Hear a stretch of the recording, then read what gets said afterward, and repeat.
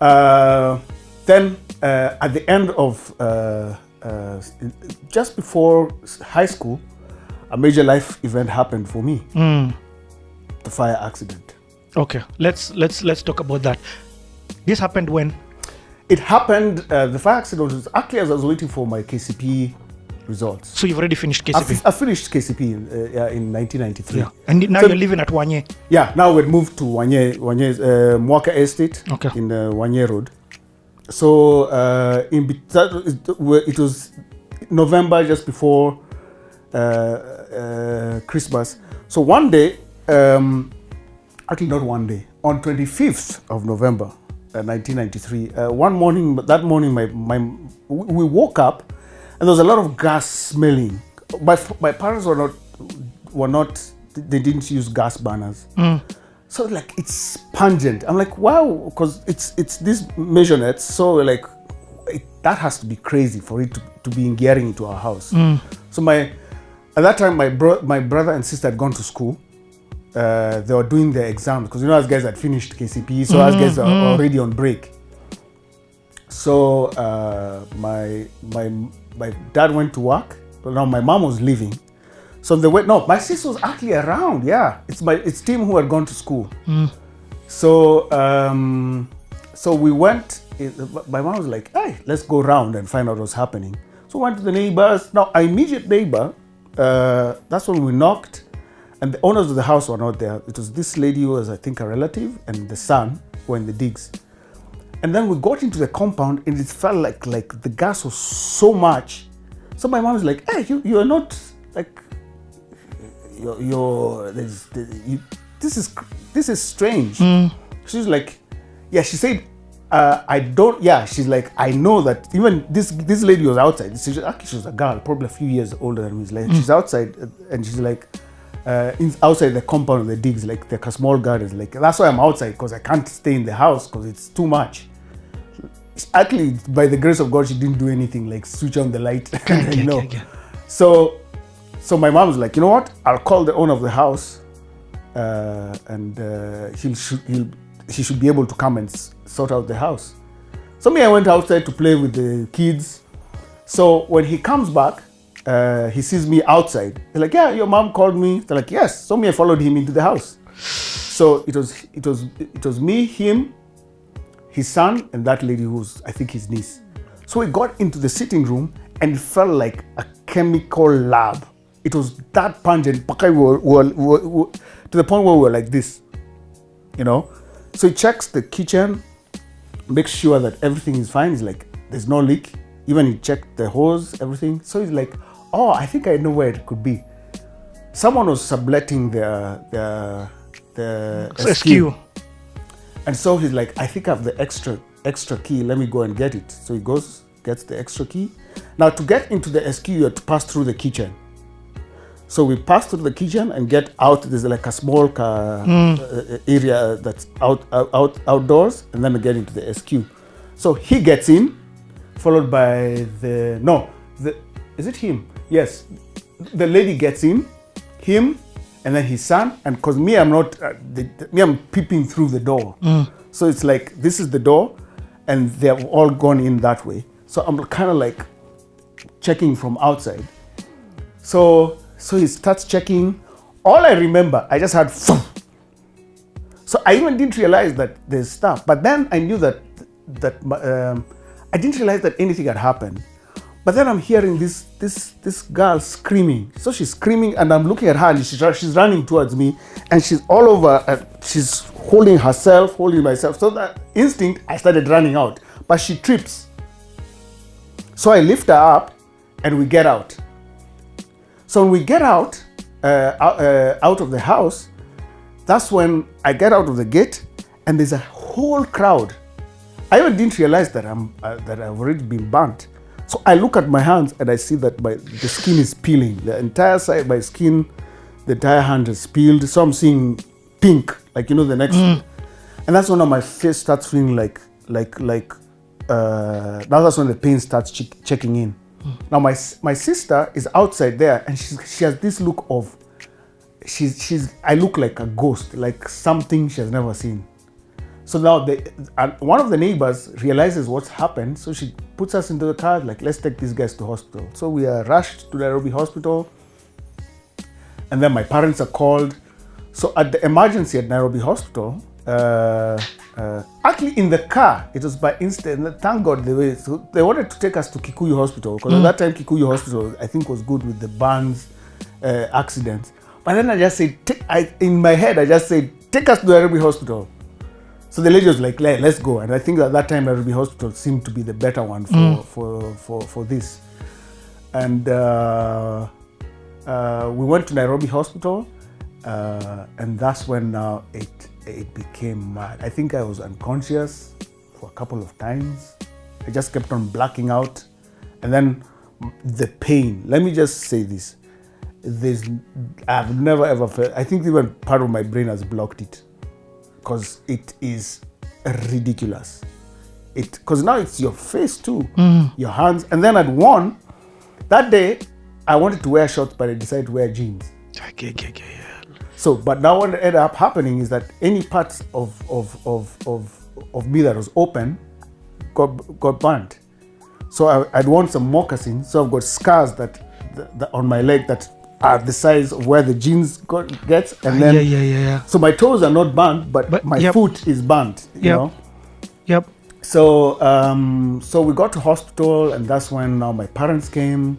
I can remember my mom was just in a state, because I think in her head is like, I should have told this. No, you're like, as a parent, you're like, man, you know. So just feeling guilty. Yeah. So and that started the journey of healing that has taken a lifetime, you know, because it's trauma. You know, then what they do with burns is that there's 3 types of burns. There's that when you're ironing, then you hit when you're cooking. That's first degree. Then there's second degree burns, because there are 3. Second degree burns is when now you're really messed up. It gets to the next level, and it's the most painful because the nerves have not been burned. Yeah. Now it's third degree. That one you don't feel pain, because now the nerves, except for probably where they start, and that's the one that takes long, because now you have to so us guys had 25% second degree burns. Now that girl who fell, the one who fell, she had worn a nylon dress. She had 65% burns. Now she was taken to ICU and HDU. Luckily, us guys were not taken to it. There's a time they were like, should we? Then the doctor's like, no, he's not in that state yet where he needs that type of care. But now what they do with burns is that for second degree burns, the skin that has been burned, they have to peel it off with a hot saline, in a saline bath, so you don't get infected. So when later, because what I remember is that I blacked out, and it was probably 11. Then the next time I woke up was in the evening. So and that's when I see people in the hospital. That's when the nurses come and say, now he needs to go and have his, we have to treat the skin and whatever. And so I went to this looks like a room, like a bathroom, where they do these treatments. So you have to put, and then even the nurses, they're holding me, they're like, this is going to hurt.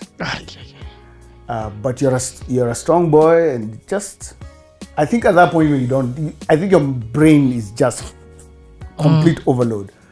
But I said something, and I don't know why I said it. And then I told them, because there was a mirror somewhere in the dinner. It's like, can I look at myself? And they're like, I could tell they were unsure that they wanted to do that. But I said, can I just look at myself? Let me tell you, that image still, anytime I go through stuff in life, I remember that image.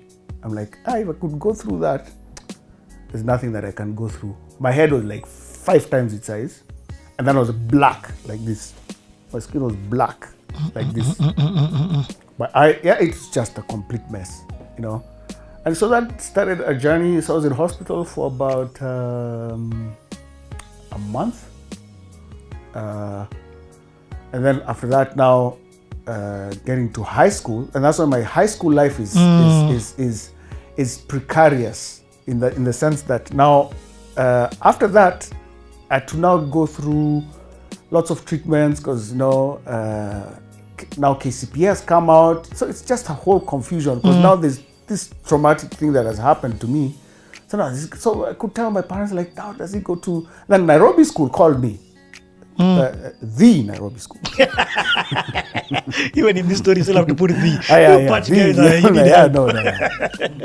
So, but it became tricky now because as I healed, now I started getting what they call keloids, like overgrown scars. Like the scars now started to become bigger, like growths.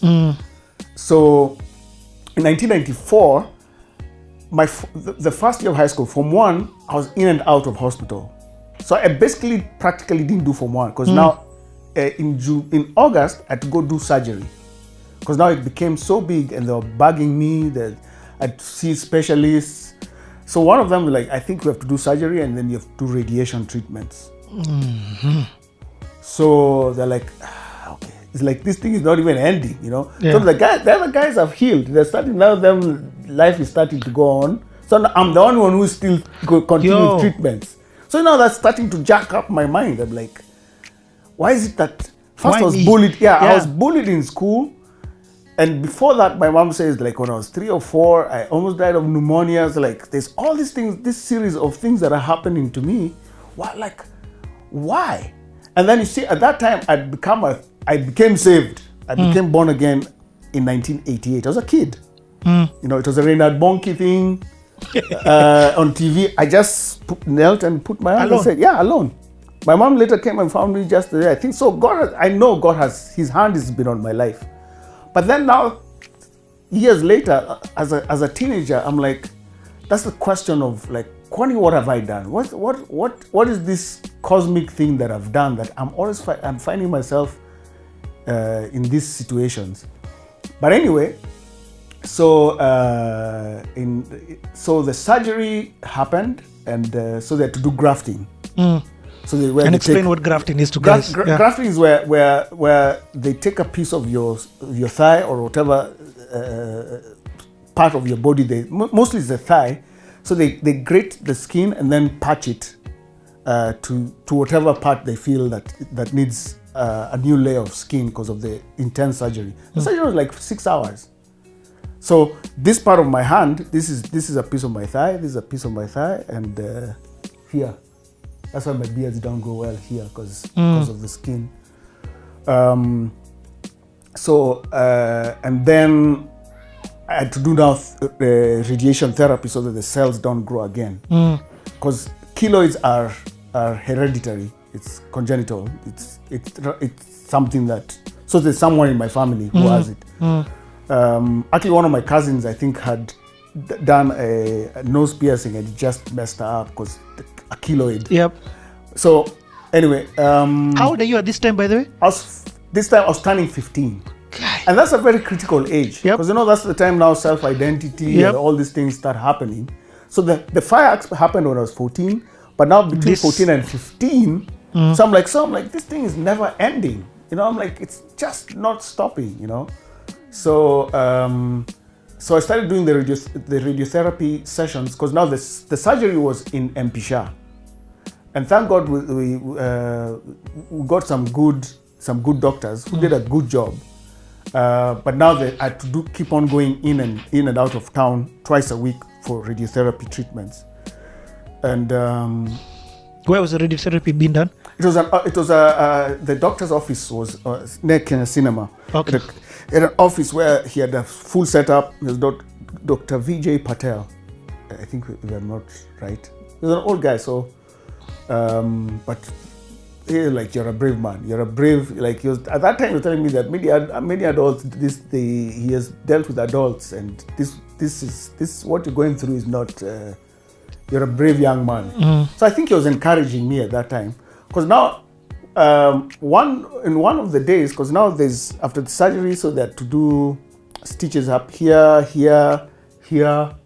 my hands, especially this hand, because this is where they did the surgery. So in one of the days when one of the stitches started opening up, because you know this part of your forehead doesn't have as much room, skin. Yeah. So it keeps on opening up. And it keeps on opening up. So one of the days is like, we can't put too much anesthesia on you all the time. So this time we have to do it live. Okay. So that the anesthesia doesn't mess up my nerves. So he told me that you've been through a lot, so even this one. So he did it live. I just stood there and they patched this place without anesthesia at that time. Because his concern was like, I'll be unable too much. Because they did it a couple of times with anesthesia and like keeps on opening up. So like 2 or 3 times they did it without anesthesia. So, which was, man. So that the whole of your Form 1 more or less. I didn't do Form 1. You were just in and out of this? Yeah, because I only did like Form 1 first term. Because I was in and out of hospitals, painkillers, and then now from August, so I never went to Form 1. What did this? It changed you completely. Up till now, it changed my life, I've had to deal with suppressed memories even as an adult, like some things that like post-traumatic stress disorder. Yeah, I even didn't know. Some memories just show up as a 40-year-old or a 30. Like, where in the world is it coming from? You're like, oh, yeah. Because it's all backed up in there, because it's such because your body protects you from that type of pain, so you don't realize that you've been carrying all this stuff that still you've not dealt with it. So sometimes a trigger can happen, something can happen, life issues, or even life issues. Like you can just stressed about something, stressed about money, stressed about something, then something happens. Your brain just you go into this, I call it this rabbit hole of, man, why do I find myself in these situations? A domino effect happens, and there have been some sad moments where, like one of the moments that I remember that was just so. Even sometimes when I remember it, I tear up. There's the time my parents had to go to work, and because of the many treatments, I had to take myself home, after just. So I remember getting to KBS, and it was an empty bus, but then I had to walk at a couple of hundreds of meters, probably like less than a kilometer to the house. So I remember that walk on Wanye Road. I was alone with patches and here on the skin, and then I had to wear sandals, and then people are looking at me. And I think that's the first time I was like, why? That's the first time, like, why, man? Why? Your peers are all, they're getting to high school, there's excitement, So, and this memory actually showed up not too long ago. Yeah. I was like, oh yeah. And I was like, man, I've not dealt with it. So, and I think that's the thing that I would say is that we underestimate accidents and tragedies trauma. Trauma is bad. Trauma can actually take you onto a projector. You may not even go like bonkers or whatever, but it can impede your progress in life, because there are issues that you don't know that that's what's affecting you. That's true. So you feel like there's this thing that pulls you back, but you don't know that there's a root. There's a root. There's a root where it started, and it's not just physical trauma. No, for example, it's psychological. So, and that's why I say that if I'm a proponent for, and it came out late, now that I know, I'm like, seek help. Anytime there's any traumatic event, there are those who are fortunate enough to self-heal, that they don't have to go see someone. But this thing affected my entire high school. This event, high school was good and bad I won't say bad, but challenging in equal measure, because now that's when the piano showed up. And let me even just say, I just want to ask a few more questions about this stage. This, you're right, that age is so critical. Girls, Chiles start at this time. Like as a guy, guys, we've got some confidence that is insane, even though whatever. But now you don't think you look good. No, it shattered my confidence, my self-confidence, my self-worth, and I've had to.